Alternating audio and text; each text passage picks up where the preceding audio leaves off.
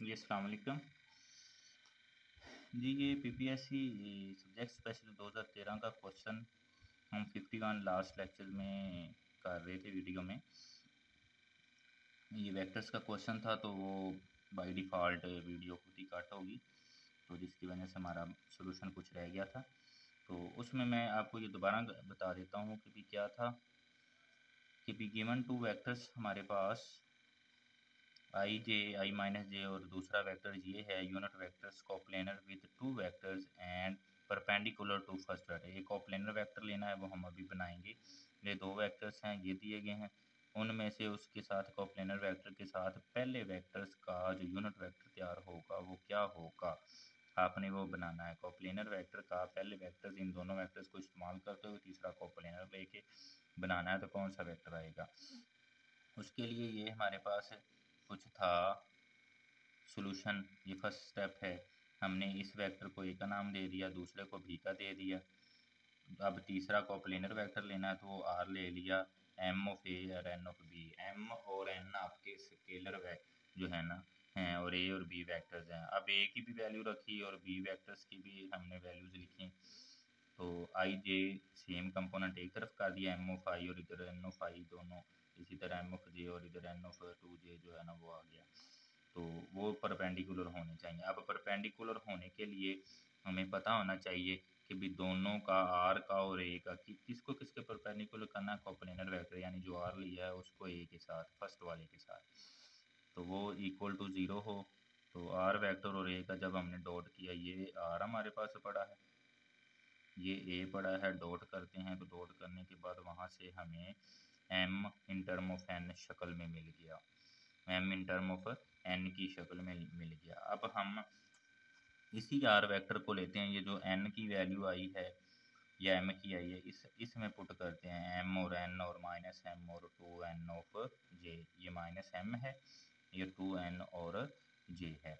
तो इसमें ये लिखा हमने हमारे पास ये जी एम प्लस एन ये वाला, माइनस एम ये वाला, और टू एन और जे ये, इसमें ये वैल्यूज़ रिप्लेस की हमने जी। ये रिप्लेस करने के बाद सिर्फ मसलन एन की जगह पे हमने रखी टू एम ये वाला हो गया और ये एम थ्री एम हो गया। इसी तरह इधर रखेंगे टू एम, ये फोर एम है, फोर एन बने हैं, मतलब दो एन है तो दो एम ये तो चार एम हो जाएंगे, तो उसमें से एक माइनस करेंगे, तीन एम आ गया। तो ये आ गया। इसका अब यूनिट वेक्टर बनाएं, सिर्फ वेक्टर का मैग्नीट्यूड लिए वो आ गई, और उसका यूनिट वेक्टर हमने ड्रा किया तो वो फर्स्ट वाले के साथ ये अपनी मैग्नीट्यूड देता है। इनमें से राइट आंसर जो बनता है वो ये है, हमारा आंसर आ जाएगा। नेक्स्ट हम क्वेश्चन की तरफ चलते हैं जी।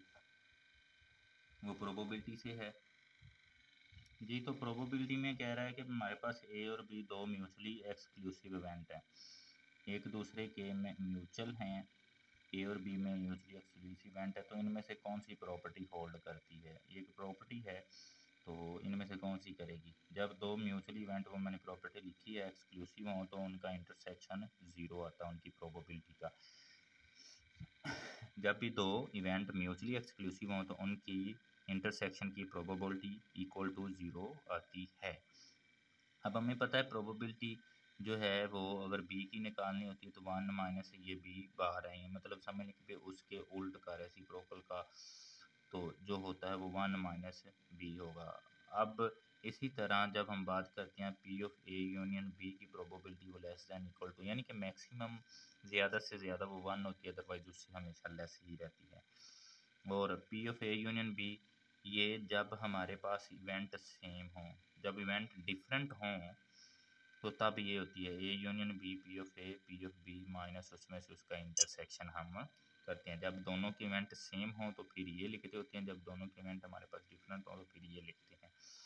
अब पी ऑफ ए और पी ऑफ बी, इसकी ये वैल्यू मैंने बता दी है ऊपर, ज़ीरो रखी। P of A P of B, इसको उठा के इधर लेके one minus P of B हम ये निकाल चुके हैं, ये लिखा, उसकी ये वैल्यू रिप्लेस कर दी। ठीक है जी। तो हमारे पास आ गया P of A one minus P of B की वैल्यू रिप्लेस की, तो P of A less than equal to P of B बाहर आया है, तो फर्स्ट आंसर इसका आ रहा है। ठीक है जी, ये बार नहीं है, ये वाला है वो 1 माइनस, ये दोबारा उसी तरह लिख दिया था, P of A less than equal to P of B bar. जी नेक्स्ट है जी हमारे पास कैलकुलस का question. The equation of a directrix of parabola, इस पैराबोला की डायरेक्ट्रिक्स इक्वेशन क्या होगी, डायरेक्ट्रिक्स लाइन क्या होगी, इनमें से उसने दिया है। ठीक है जी, हमने इसको लिया y इक्वल टू, इसको पूरी पैराबोला हमने बनाई, जैसे पैराबोला की जनरल इक्वेशन होती है, वो जनरल इक्वेशन पैराबोला की हमारे पास इस शक्ल की होती है, Y square equal to 4a, अगर माइनस में है तो x माइनस एच, अगर ये h की शक्ल में है तो इधर आप इसको k की शक्ल में भी लिख सकते हैं, y माइनस के होल स्क्वायर, फिर ये स्क्वायर नहीं आएगा। ठीक है जी, तो अगर सिंपल हो h और k 0 0 हो तो फिर वाई स्क्वायर माइनस 4ax होता है। तो वो हमारे पास आया डायरेक्ट्रिक्स लाइन। तो जब हमने इसको देखा तो डायरेक्ट्रिक्स लाइन का फार्मूला होता है x बराबर a along in term of y, जब y में होती है। तो अब एग्जैक्ट हमारे पास x पूरा नहीं था, उसमें x माइनस एच था, तो फिर ये पुट करेंगे x minus h equal to this. ठीक है जी, वो हमारे पास आया। तो ये वाला a पड़ा हुआ 4a, ये देख लें, इसके साथ कंपैरिजन करें तो a की कीमत 1 है, h की कीमत आपके पास ये है, तो वो रखिए, इसको उधर ले गए तो 3/2 बन गया हमारे पास। Other question is vectors, if the vector A B C the side A की बी सी साइड है, इसकी ये है हमारे पास, ये इंस्पेक्टर भी ट्राइंगल है हमारे पास एक, ये कोई ट्राइंगल होगी ए बी सी, तो अब बी सी पे वेक्टर ए लाई कर रहा है, सी ए पे वेक्टर बी लाई कर रहा है, और ए बी पे वेक्टर हमारे पास सी लाई कर रहा है। तो वो है, तो कहता है कि कौन सी प्रॉपर्टी होल्ड करेगी।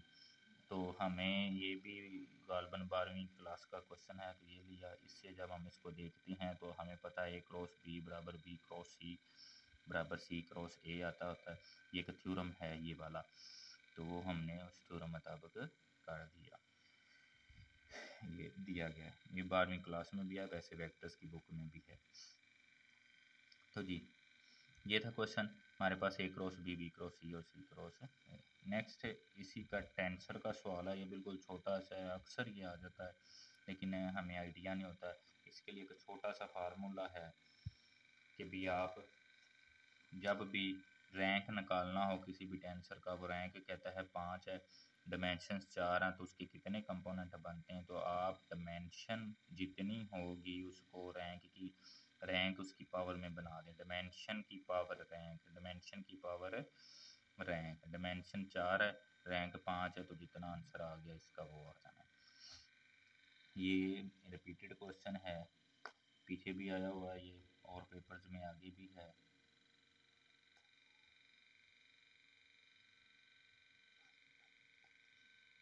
ठीक है जी, vectors is said to be rotational, कोई भी वेक्टर इरोटेशनल कब होता है। दो चीज़ें होती हैं, एक सोलिनॉइडल होता है, एक इरोटेशनल होता है। सोलिनॉइडल के लिए आपने याद रखना है डेल डॉट एफ होता है, और जो इरोटेशनल होता है उसके लिए del cross f equal to 0, del dot f और डेल क्रॉस एफ। क्रॉस के लिए इरोटेशनल, क्योंकि ये वेक्टर फंक्शन है ना, तो इसलिए क्रॉस प्रोडक्ट, ये स्केलर फंक्शन है सोलिनॉइडल, तो ये आपके पास डेल डॉट एफ होगा, तो इक्वल टू 0 है। अब इस क्वेश्चन को थोड़ा सा घुमाने के लिए, हालांकि डेल क्रॉस एफ दिया हुआ लेकिन वो 1 दे दिया, हमने इसको लगा देना, गलत हो जाएगा, हालांकि है ही नहीं, इसका आंसर नन है। Del cross f equal to 0 vector, हमारे पास ये 0, बेसिकली ये 0 भी नहीं है, ये 0 वेक्टर है। तो जी ये क्वेश्चन था। नेक्स्ट एक और 11th क्लास का क्वेश्चन है जी, कॉर्ड का पीरियड निकालना है। तो वो जो है ना पीरियड है, आप मतलब देख लें तो साइन कोस का जो होता है वो हमारे पास 2n पाई होता है, जबकि टेन और कॉट का जो होता है वो पाई होता है।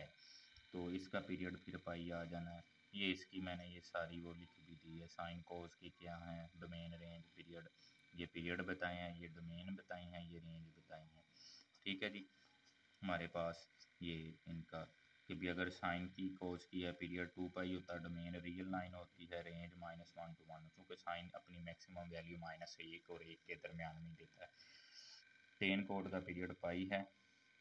रियल लाइन में से आप 2n+1 π/2 या इसको n+n π+π/2 भी लिख सकते होते हैं, इसको n π+π/2 भी लिख सकते हैं, वो है।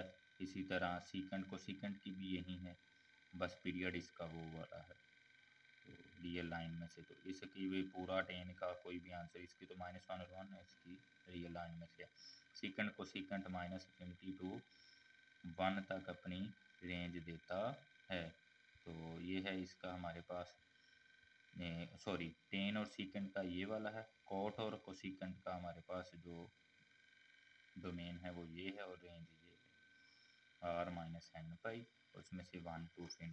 कोट और कोसीकेंट की पॉजिटिव होती है, टेन और सीकेंट की माइनस रेंज में होती है। कैलकुलस नेक्स्ट क्वेश्चन हमारा रूट है जी, ये भी 10th क्लास का क्वेश्चन है। Omega is the imaginary root of this, इसको हमने सॉल्व करना है। तो हमें पता है 1 + ओमेगा = -ओमेगा² होता है। ये उसी तरह दोनों ये बन गए, ये आपका आंसर आ जाएगा। इस नौयत से भी हल कर सकते हैं, जिस तरह मर्जी कर लें, इसका यही आंसर आएगा। आगे है कैलकुलस का क्वेश्चन जी। The radius of circle passing through the foci, radius of circle, एक सर्कल का radius passing through the foci, focus उन जो है ना उनके रेडियस में से गुजर रहे हैं किसी भी एलिप्स के, वो एलिप्स उसने ये दी है x² / 16, y² / 19 और 1, हैविंग इट्स सेंटर, उसका सेंटर जो है उस एलिप्स का वो ये है। तो रेडियस ऑफ सर्कल पासिंग हमने रेडियस निकालना है, क्या आता है। ए की वैल्यू हमें पता है कि भी जो एलिप्स होती है वो होती है x² / a², y² / b²/1। Major axis के नीचे a होता है, माइनर एक्सिस के नीचे b होता है। तो a की वैल्यू अब देखो तो 4 बन जाएगी, b की वैल्यू 3 बन जाएगी। फोसाइस का फार्मूला निकालने का फार्मूला एलिप्स के लिए a² - b² है। a² - b² एलिप्स के लिए, तो वो 16 में से वो हमारे पास 7 आ जाएगा अंडर रूट वो फोसाई। ठीक है जी। Radius of circle at this जी, जब हम रेडियस ऑफ सर्कल निकालते हैं तो उसमें ये जो दिया गया है इसको इन सेंटर्स के साथ आप उसका स्क्वायर रूट ले लें। 0 भी लिखना है तो आप लिख सकते हैं। ये फोसाइज हमारे पास हैं, ये 3, इधर 0 का स्क्वायर करेंगे तो वहीं आएगा। तो ये हम इस तरीके से भी इसको सॉल्व कर सकते हैं। तो रेडियस आ जाएगा 7, इसका स्क्वायर रूट काट के 4 इज़ द करेक्ट आंसर।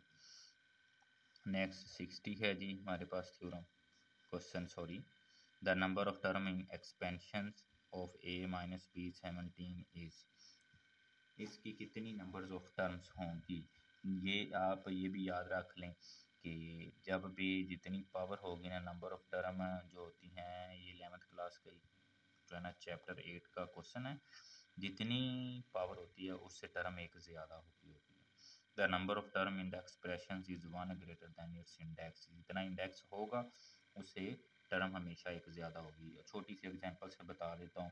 मतलब हमारे पास है a + b, एक मिसाल है, इसकी पावर 2 है, तो आप इसकी टर्म चेक कर लें।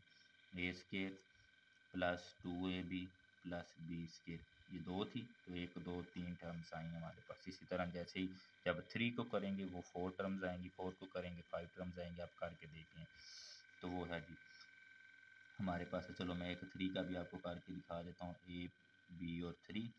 तो a3 3a² b 3ab² और b3 चेक कर सकते हैं।